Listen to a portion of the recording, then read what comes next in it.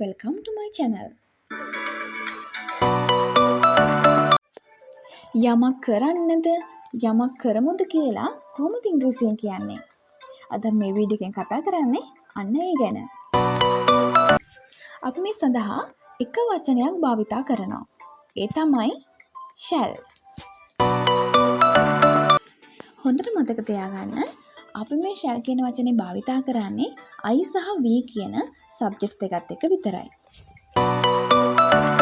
එතකොට shall I shall we කියලා වෙන්නේ. අපි මුලින්ම කතා කරමු shall I ගැන.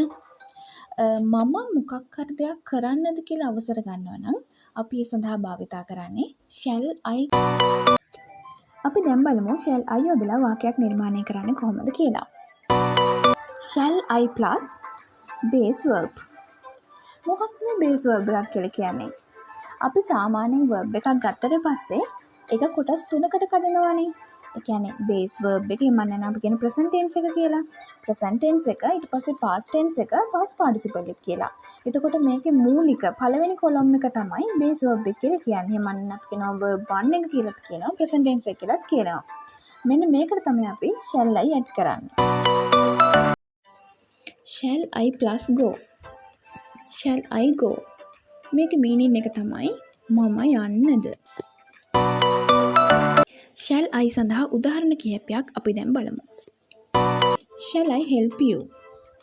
මම ඔයාට උදව් කරන්නද?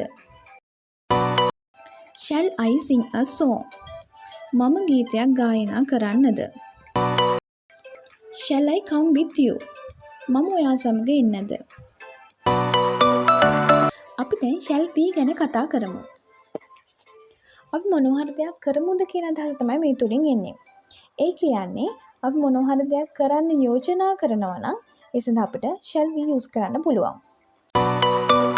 shall we සමග එන්නේ base verb එකම තමයි. උදාහරණයකට ගියොත් shall we go. shall we go කියලා කියන්නේ අපි යමුද කියන අදහස. තවත් උදාහරණ කිහිපයකට යමු. shall we eat now? අපි දැන් කමුද? shall we go out? අපි එළියට යමුද? shall we start it? අපි එක පටන් ගනිමුද? එහෙනම් අද වීඩියෝ එක ඉවරයි. bye bye.